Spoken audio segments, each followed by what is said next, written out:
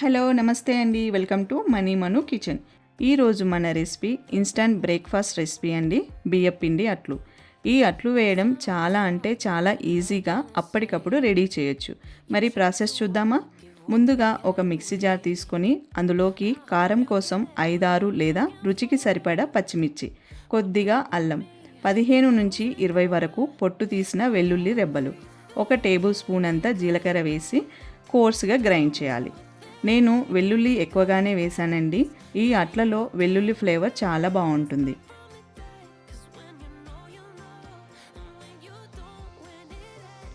Next ఒక bowl తీసుకొని బౌల్లోకి 2 కప్పుల బియ్యపిండి, 1 కప్పు శనగపిండి. ఇక్కడ శనగపిండి కంప్లీట్గా ఆప్షనల్. అలాగే ముందుగా గ్రైండ్ చేసిన పచ్చిమిర్చి, అల్లం వెల్లుల్లి, రుచికి సరిపడా ఉప్పు కూడా వేసి కొన్ని మంచినీళ్ళు యాడ్ చేస్తూ పిండిని కలపాలి.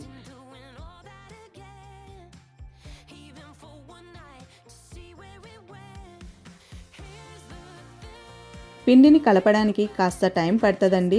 స్పూన్తో కానీ చేత్తో కానీ పిండిని ఉండలు లేకుండా బాగా కలుపుతూ జారుగా కలపాలి.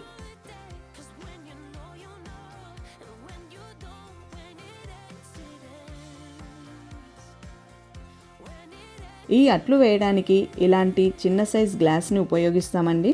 చూస్తున్నారు కదా పిండిని ఎంత లూజ్గా కలిపామో. ఇప్పుడు స్టవ్ వెలిగించి దోస పెనంని స్టవ్ మీద పెట్టి కొద్దిగా ఆయిల్ వేసి ఒక టిష్యూ పేపర్తో కానీ ఆనియన్తో కానీ ఆయిల్ని పెనం అంతా స్ప్రెడ్ చేసి పెనంని వేడెక్కనివ్వాలి.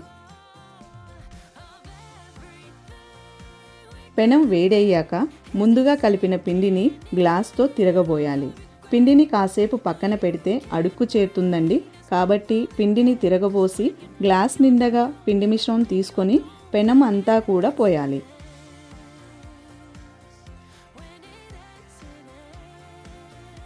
ఇక్కడ ట్రిక్ ఏంటంటే పెనం ఎంత వేడిగా ఉంటే అట్టు అంత రంధ్రాలుగా వస్తుందండి.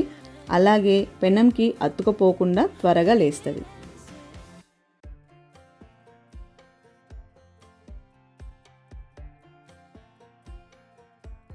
ఇప్పుడు అట్టు అంతా కూడా ఆయిల్ వేసి అట్టు ఓ పక్కన కాలిన తర్వాత తిరిగేసి మరో పక్కన కూడా కాల్చాలి.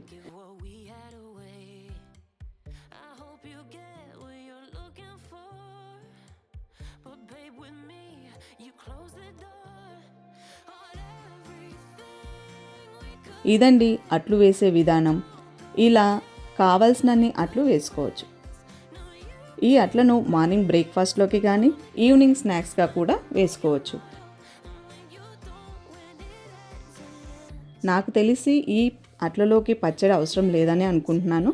అవసరం అనిపిస్తే ఏదైనా ఊరగాయతో కానీ కారపొడితో కానీ సర్వ్ చేయొచ్చు. ఇంకో విషయం అండి, వీటిని వేడివేడిగా తింటేనే చాలా బాగుంటాయి. క్రంచీగా అల్లం వెల్లుల్లి ఫ్లేవర్ తగులుతూ చాలా టేస్టీగా ఉంటాయి. మరో విషయం, పిండిని అట్టుకు తిరగబోయాలండి. లేదంటే పిండి అడుక్కు చేరిపోతుంది, వాటర్ మాత్రం పైకి తేలుతాయి అన్నమాట.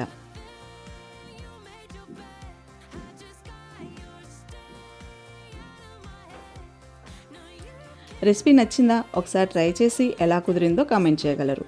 నచ్చినా నచ్చకపోయినా మీ ఫ్రెండ్స్ అండ్ ఫ్యామిలీ మెంబర్స్తో షేర్ చేయండి ప్లీజ్. వాళ్ళకు నచ్చొచ్చు కదా.